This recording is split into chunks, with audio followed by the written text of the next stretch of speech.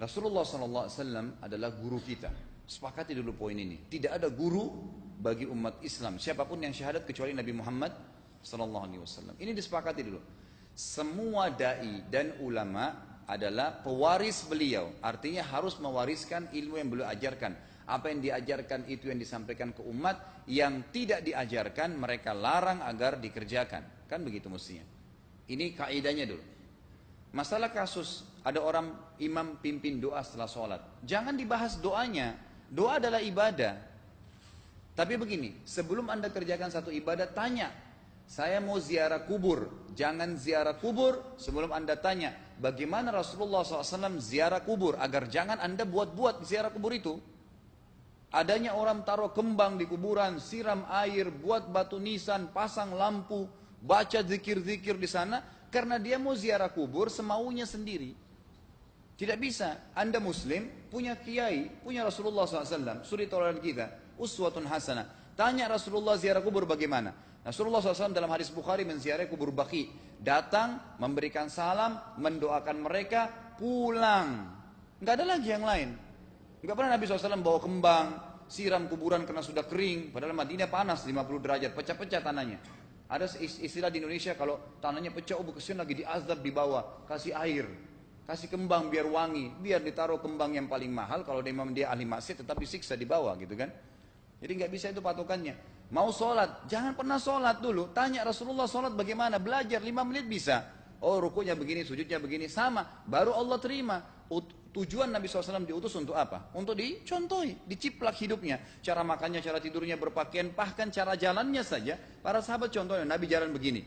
Bukankah ada hadis yang mengatakan sahabat berkata Rasulullah SAW kalau jalan seperti orang turun dari bukit. Mereka sampai membahasakan itu. Rasulullah pernah keluar kepada kami menyisir rambutnya dengan rapi ke arah sebelah kanan belakang. Ditunjukkan, gitu kan? Rasulullah SAW menyukai ini. Rasulullah SAW memakan dengan cara begini. Diajarkan kepada kita semua agar kita contohin. Yang jadi masalah bagi kita ini, kita selalu mau buat apa-apa yang tidak diperintahkan oleh Nabi SAW. Selalu alasannya baik. Sekarang kasus berdoa setelah sholat. Doa adalah ibadah, nggak ada masalah doa. Tapi kalau kita mau ikat antara sebuah ibadah dengan ibadah yang lain, tanya dulu. Rasulullah pernah ikat nggak? Pernah pertemukan nggak? Ziarah kubur dengan baca Quran. Ziarah kubur ibadah, baca Quran ibadah. Pernah nggak Nabi baca Quran di kuburan? Itu tanya. Nggak ada riwayat Nabi SAW pernah baca Al-Fatihah untuk orang mati atau baca di ayat Al-Quran. Datangkan dalilnya coba. Nggak ada satu hadis pun menjelaskan masalah itu. Lalu kenapa anda buat? Oh karena saya mau buat ibadah. Baik ibadah yang Nabi ajarin. Salam, doain, selesai. Jangan lebih daripada itu. Masa anda lebih pintar dari Nabi Muhammad SAW? Habis sholat, memang paket yang Nabi tawarkan, yang beliau selalu kerjakan adalah zikir. Setelah sholat, dengan zikir sholat yang sudah masyhur, istighfar, kemudian baca Allahumma antas salam, sampai membaca ayat kursi, al-ikhlas, al-falaq, an-nas, baca subhanallah, alhamdulillah, Allah akbar 33 kali, sampai terakhir baca, digenapkan la ilaha illallah wahdahu la syarika lah. Selesai itu semua hadis Nabi SAW menjelaskan setelah sholat, Rasulullah SAW langsung berdiri. Memang beliau tidak pernah berdoa habis sholat waktu itu. Memang begitu. Bukan doanya yang jadi masalah, bukan. Karena Rasulullah tidak kerjakan, jadi kita tidak kerjakan. Saya tekankan dalam pengajian saya, kalau anda punya hajat berdoa, berdoalah setelah sholat ba'diyah. Insya Allah aman. Karena sudah lepas dari paket yang Nabi tentukan. Selama Rasulullah SAW sudah mencontohkan dan memerintahkan sebuah perbuatan, ditentukan tempatnya, jumlahnya, waktunya, jangan pernah dilanggar. Habis sholat bacalah subhanallah 33, alhamdulillah 33, Allah akbar 33. Jangan anda bilang saya bisa baca 100. Loh Rasulullah suruh 33 kok. Ditentukan, jangan lebih pintar. Nanti setelah sholat, jangan ikutkan dengan paket rangkaian sholat ini. Di luar waktu sholat anda membaca 100 silahkan. Karena nggak ada penekanan di situ. Kalau ada penekanan waktu, tempat, dan jumlah, jangan dibantah. Anda pengikut Rasulullah atau bukan gitu kan? Harus jadi jelas. Yang membuat umat ini di Indonesia juga jadi masalah sekarang, karena mau buat sendiri. Semaunya sendiri. Kenapa akhi, kenapa Pak Kiai, kenapa Habib, kenapa Ustadz, kenapa buat ini? Bukankah Rasulullah tidak mencontohkan? Oh enggak apa-apa, ini kan baik. Loh, kalau semua orang berkata seperti anda, apa yang tertinggal dari agama kita? Kira-kira apa lagi yang tertinggal? Enggak ada kemurnian agama, karena semua orang mau buat semaunya. Gitu kan? Semaunya sendiri. Pindah rumah, baca berzanji. Apa itu berarti sejarah Nabi? Kenapa baca berzanji saudaraku? Rasulullah waktu pindah rumah pernah baca-baca gitu enggak? Enggak pernah. Kenapa dibuat? Anda muslim bukan? Muslim. Ya saya harus ikuti. Kalau tidak akan terus ini mengakar nih. Anda buat satu bid'ah sekarang, bid'ah itu lawannya sunnah. Anak Anda akan buat 10 bid'ah, cucunya akan buat 100 bid'ah, akan banyak bid'ah merakar di masyarakat, dan agama akan ditinggalkan. Kemurnian sunnah akan hilang, gitu kan? Dan ini bahaya. Ingat, Nabi SAW mengatakan kepada kita dengan hadis yang sangat jelas. Hadis sahih riwayat Imam Ahmad bunyinya begini. Semoga Allah merahmati umatku yang menukil dariku seperti apa yang aku ajarkan atau sebutkan. Sampai ulama hadis mengatakan Nabi ucapin habis sholat astagfirullah, maka sahabat tidak ada berani menambah azim. Enggak ada sahabat yang bilang astagfirullah azim habis sholat, enggak ada. Astagfirullah saja karena Nabi ucapin itu. Mereka mengakui tidak lebih pintar daripada Nabi SAW. Kenapa kita harus tambah? Astagfirullahaladzim, wali walidayya, wali muslimin, panjang. Dari mana ini semua? Ditambah-tambah, diembel-embelin, kenapa? Akhirnya keluar dari ajaran Nabi Muhammad SAW. Ini masalah gitu kan? Kenapa harus dilakukan? Peringatan maulid Nabi sudah sering saya ingatkan. Anda tanya semua yang buat maulid, kapan maulid itu sejarahnya ada? Semua buku sejarah menjelaskan tahun 230 Hijriah. Nabi meninggal tahun berapa? 11 Hijriah. Gitu kan? 11 Hijriah. Lalu kenapa harus ada dilakukan? Dan dari mana sejarahnya? Yang membuat pertama adalah orang-orang Syiah. Sejarahnya jelas dari Fatimiyah. Semua buku sejarah sepakat mengatakan bahwasanya maulid munculnya di zaman Fatimiyah. Dinasti Fatimiyah, orang-orang Syiah di Mesir, gitu kan? Dan mereka punya 6 macam maulid yang sampai hari ini masih dikerjakan di Iran. Ada maulid Nabi SAW, Hasan, Husain, Ali, Fatimah, dan raja mereka. Sampai hari ini masih ada. Kenapa orang-orang waktu baca maulid, baca salawat sambil berdiri pegang tangannya taruh di dada? Karena keyakinan orang Syiah, ruhnya Nabi SAW sedang lewat. Anda tahu nggak itu? Banyak orang kita buat tidak tahu. Yang penting bahasa Arab ikut saja, gitu kan? Tidak bisa. Nabi SAW tidak pernah rayakan. Pernah ada yang bilang sama saya, Ustaz, kan Nabi SAW pernah bilang, waktu ditanya tentang puasa Senin, beliau mengatakan hari itulah aku dilahirkan. Terus kenapa? Berarti boleh merayakan ulang tahun hari Senin, gitu kan? Tidak. Nabi SAW cuma menginformasikan bahwasanya beliau lahir di hari Senin. Dan beliau tidak pernah ngumpulin sahabat untuk baca bersama-sama, merayakan hari lahir beliau, tidak pernah. Kalau itu benar, Nabi nggak bakal tinggalkan kok. Ibnu Katsir rahimahullah, garis bawahi poin ini. Ibnu Katsir rahimahullah, dalam tafsir beliau, tafsir Quran Azim. Dan subhanallah Ibnu Katsir ini, kata ulama, hampir semua kalangan golongan itu banyak memakai buku beliau.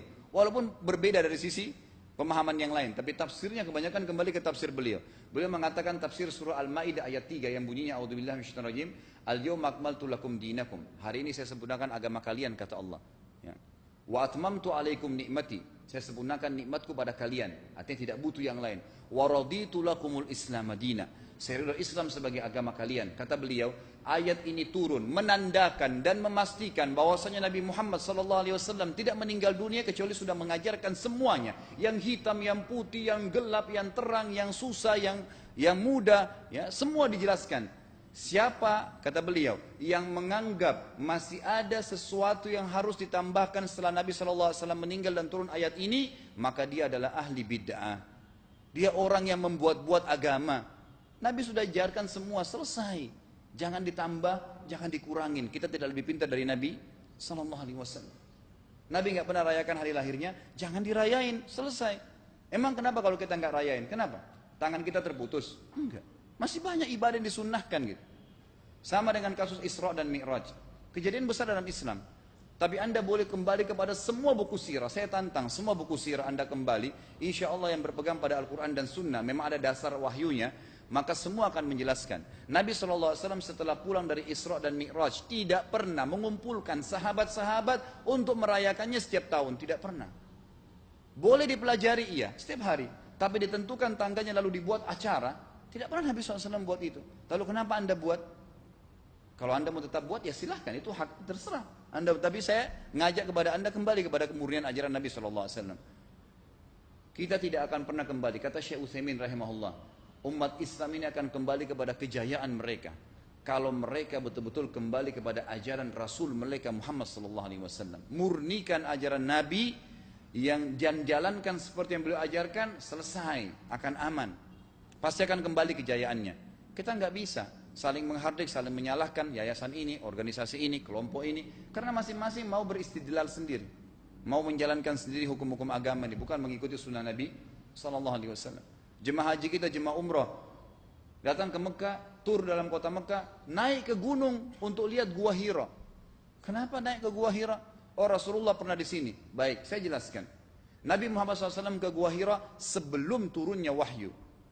Dan beliau terakhir sekali di Gua Hira pada saat menerima Iqra bismi rabbikal ladzi khalaq. Itu saja. Setelah kejadian itu, beliau turun dari Gua Hira, dari waktu itu sampai meninggal, Nabi SAW tidak pernah ke Gua Hira lagi dan tidak pernah suruh sahabatnya ke Gua Hira. Kenapa anda ke Gua Hira? Sampai naik 3 jam ada yang jatuh mati. Karena jahil, tidak tahu pemahaman agamanya. Nggak bisa begitu. Cukup dikenang iya. Kecuali Nabi SAW suruh, datangilah Gua Hira. Ya silahkan. Gitu kan? Kalau enggak, kan begitu. Masalah Isra Mi'raj saudaraku kejadian besar. Ambil ibrahnya, yang penting ilmunya. Oh, salat 5 waktu, kejadiannya pernah gini. Ada kebesaran Allah, ambil pelajarannya iya. Yang Nabi tidak contohin maka jangan dikerjakan. Hanya itu saja. Zikir bersama. Di sini ditanyakan juga zikir bersama. Nabi SAW disebutkan dalam hadis Bukhari, kalau berzikir habis sholat, beliau membaca zikir tertentu, sahabat baca zikir tertentu, sahabat baca zikir tertentu. Jadi Nabi SAW tidak pernah paksain. Enggak pernah Nabi misalnya baca ayat kursi, harus semua sahabatnya ikut ayat kursi, enggak.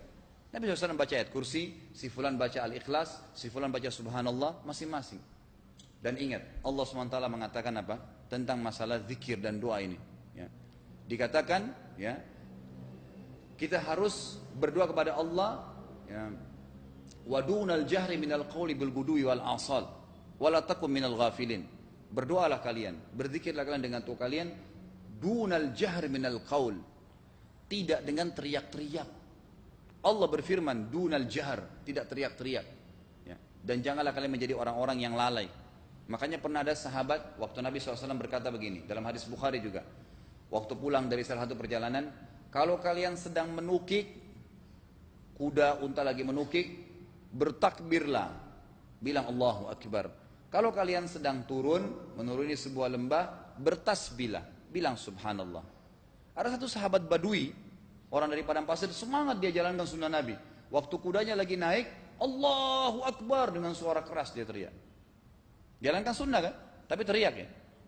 Apa yang terjadi? Nabi SAW panggil, ditepuk pundaknya, Nabi mengatakan, pelankan suaramu. Zat yang sedang kau panggil tidak tuli. Allahu Akbar. Cukup. Ada apa? Kecuali di medan perang lain nakutin musuh, gitu kan? Untuk apa takutin kuda sendiri? Nggak perlu, gitu kan? Jadi mengikuti sunnah Nabi